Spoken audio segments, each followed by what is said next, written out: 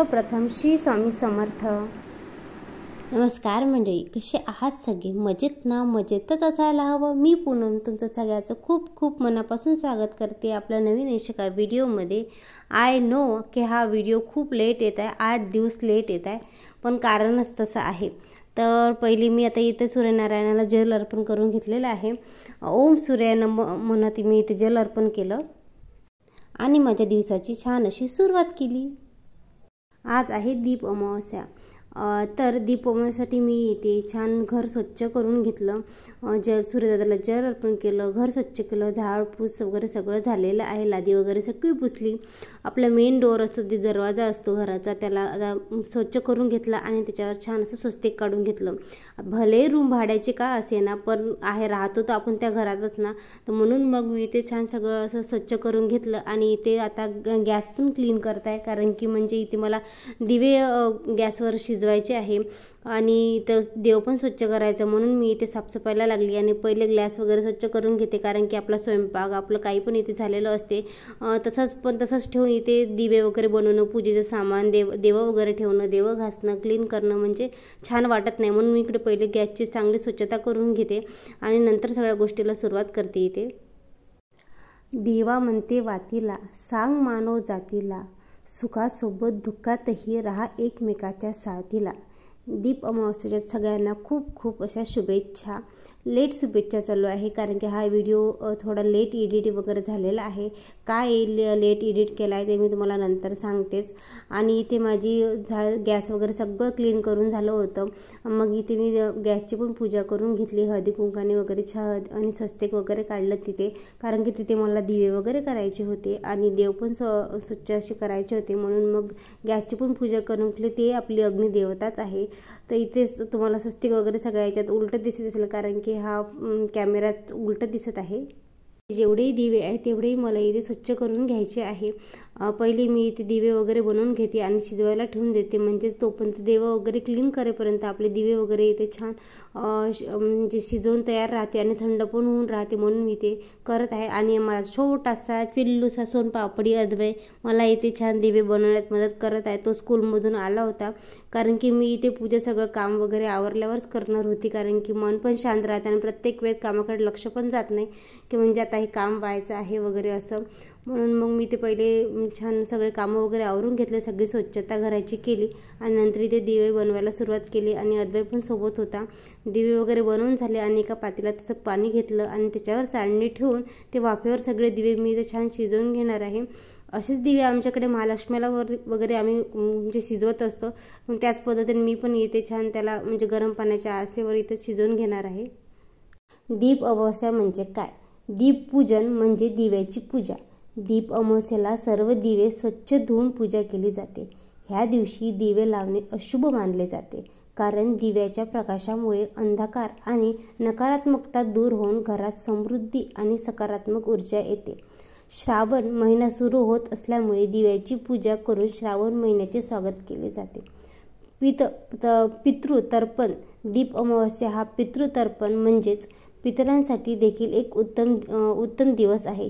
ह्या दिवशी पितराची पूजा केली जाते आणि त्यांना नैवेद्य अर्पण केले जाते, ज्यामुळे घरात जर पितृदोष असेल तर घरातील पितृदोष नाहीसा होतो. देवी लक्ष्मी आणि दुर्गा. काही भागामध्ये या दिवशी देवी लक्ष्मी आणि दुर्गा यांची पूजा आणि उपासना केली जाते. घरामध्ये सुख समृद्धी येण्यासाठी आणि वाईट गोष्टीपासून संरक्षण होण्यासाठी लक्ष्मी आणि दुर्गा देवीची पूजा केली जाते. त्यांचा आशीर्वाद मिळवण्यासाठी त्यांना दिवे लावले जातात.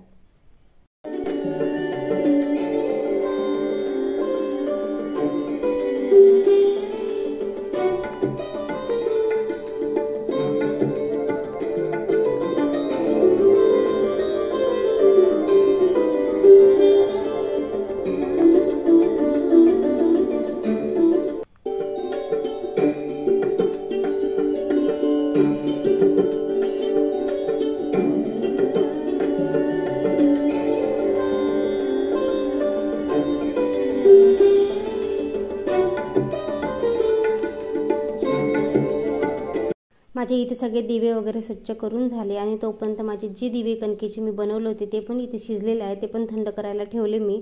आणि इथे बघा अद्वय मला इथे मदत करत आहे. प्रत्येक गोष्टीमध्ये आमची लुडबुड ही आवश्यकच असते. तर म्हणून मग मी ते पूजा वगैरे मांडते आणि त्याचे चालू आहे इथे पानाची सजावट वगैरे करत आहे.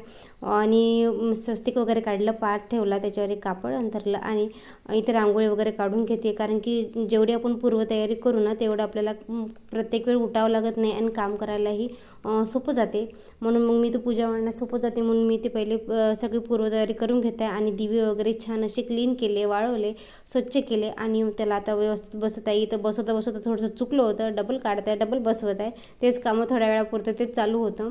म्हणून इथं अद्वय मला सगळ्या गोष्टी जवळजवळ आणून देतात. त्याला सगळं माहीत आहे की कुठे काय आईने ठेवलेलं आहे, ते सगळं मला तो व्यवस्थित आणून देत आहे. आणि आमच्या दोघा मायलेकाची इथं चालू आहे थोडीफार गडबड. दीप अमावस्या किंवा आषाढ अमावस्या म्हणूनही ओळखली जाते. हा सण हिंदू संस्कृतीत महत्त्वाचा दिवस आणि विशेषतः महाराष्ट्र आणि कर्नाटक राज्यामध्ये दीप अमावस्या अतिशय उत्साहात साजरी केली जाते. ही अमावस्या आषाढ महिन्यामध्ये जून जुलै महिन्यामध्ये येते. आषाढ महिन्यातील शेवटचा दिवस म्हणजेच अमावस्येच्या दिवशी दीप अमावस्या साजरी केली जाते. दीप म्हणजेच दिवा.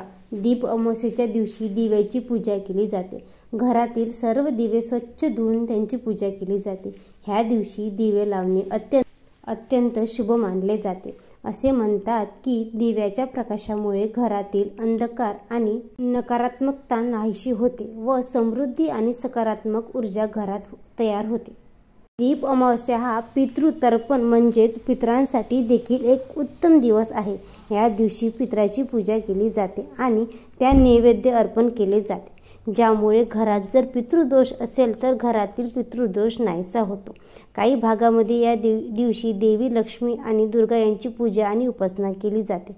घरामध्ये सुख समृद्धी येण्यासाठी आणि वाईट गोष्टीपासून संरक्षण होण्यासाठी लक्ष्मीची पूजा केली जाते.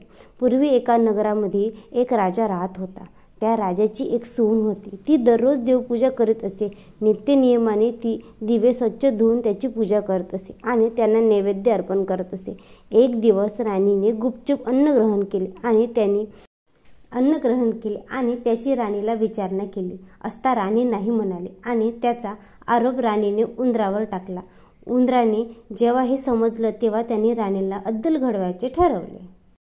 उंदरांनी राणीची चोळी रात्री गुपचूप पाहुण्याच्या अंथरुणामध्ये नेऊन टाकली. त्यामुळे राणीची बदनामी झाली. घरातील सर्वांनी राणीवर आरोप केले आणि राणीला हकलावून दिले. पुढे एक दिवशी राजा शिकारीवरून येत असता रात्री गावाबाहेर एका ठिकाणी थांबला. त्याला गावातील सर्व दिवे एका झाडावरती बसलेले दिसले आणि सर्व दिवे एकमेकांना घरी काय गोड नैवेद्य भेटला आणि कशी पूजा झाली याबद्दल सांगत होते. परंतु राजाला दिवा म्हणाला, मला नैवेद्य मिळाला नाही, माझी पूजा झाली नाही, कारण राणीवर खोटा आरोप झाला आणि तिला काढून दिले. त्याचे हे संभाषण राजाने ऐकले. तो दिवस होता दीप अमावस्येचा. राजा घरी गेला. त्याने परत सर्व प्रकरणाची तपासणी केली. राणी निर्दोष आढळल्यावर त्याने तिची क्षमा मागितली आणि तिला सन्मानाने राज्यात परत आणले. राणीने केलेल्या दीपपूजनामुळे तिच्यावरील आळ टळला. राणीला दिवा पावला. अशी ही दीप अमावस्येची कहाणी आहे. तुम्हाला कशी वाटली ते तुम्ही मला थोडक्यात नक्की सांगा.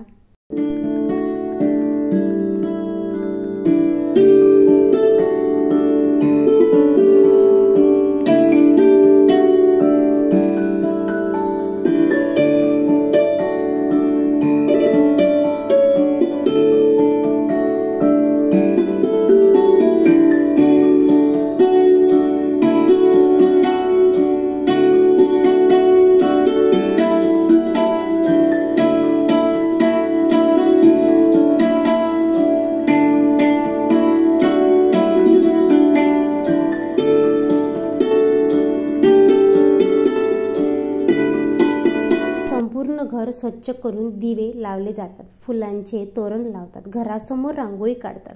मातीचे दिवे किंवा धातूचे दिवे त्यांच्यामध्ये तेल किंवा तूप टाकून हे दिवे संध्याकाळी पेटवले जातात. काही ठिकाणी संपूर्ण घराभोवती दिवे लावतात. ह्या दिवशी देवतांची पूजा, आराधना आणि मंत्राचे पठण करण्याला जास्त महत्त्व आहे. आत्ताच्या काळामध्ये सगळीकडे विजेचे दिवे आहेत, त्यामुळे पारंपरिक दिव्याचा वापर कमी झाला आहे. परंतु या दीप अमावस्येच्या दिवशी न चुकता एक तरी दिवा आपण लावावा आणि त्याची पूजा करावी. दिव्यांची जी आवाज आहे ना, म्हणजेच ती प्रदोषकाळी म्हणजे संध्याकाळी केलेली खूप चांगली असते. दिव्यांचा घरभर लख्ख प्रकाश असतो, बाहेर काळोख अंधार असतं, झिलमिल थोडासा पाऊस पडत असतो. ह्यावेळेस आपण जर पूजा केली तर आपल्या घरात सकारात्मकता ऊर्जा निर्माण होते. आणि ही अशा पूजा आपण सणवार आपले हे केलेच पाहिजे, कारण की आपल्या मुलांना सगळ्या गोष्टींना, पुढच्या पिढींना ह्या गोष्टींची संपूर्णपणे माहिती मिळाली पाहिजे. जर आपणच ह्या प्रकारची पूजा, असे काही कार्य, आपले सणवार जर आपण साजरे नाही केले तर आपण आपल्या पुढच्या पिढीला काय देणार, हे महत्त्वाचे आहे. कोणतीही पूजा करताना पहिले घाबरलं नाही पाहिजे. जर आपल्या हातून चूक झाली तरी आपण देवाला मनोभावे प्रार्थना केली पाहिजे की जर माझ्या हातून कोणती चूक वगैरे झाली असेल तर ती तुम्ही मला माफ करा. आणि अशीच पूजा म्हणजे आपलं मन समृद्ध ठेवलं पाहिजे आणि न घाबरता सगळ्या गोष्टीला आपण सामोरं गेले पाहिजे. ते कणकेचे 7 दिवे बनवले होते, कारण की मी 5च बनवणार होते, पण अद्वैतचा हट्ट होता की त्याला 2 दिवे एक्स्ट्रा बनवायचे होते, म्हणून मी ते 7 दिवे बनवले आणि 5 दिवे असे पूजेमध्ये ठेवले. आणि नंतर ह्या पण दिवशी आपण आपल्या मुलाबाळांवरून दिवा हा म्हणजे ओवाळायचा असतो, त्याची नजर काढायची असते. कारण की जी आपल्या लहान मुलांना काय की नजर वगैरे लागली असेल तर ती देवाच्या प्रकाशाने सगळी नजर आपली निघून जाते.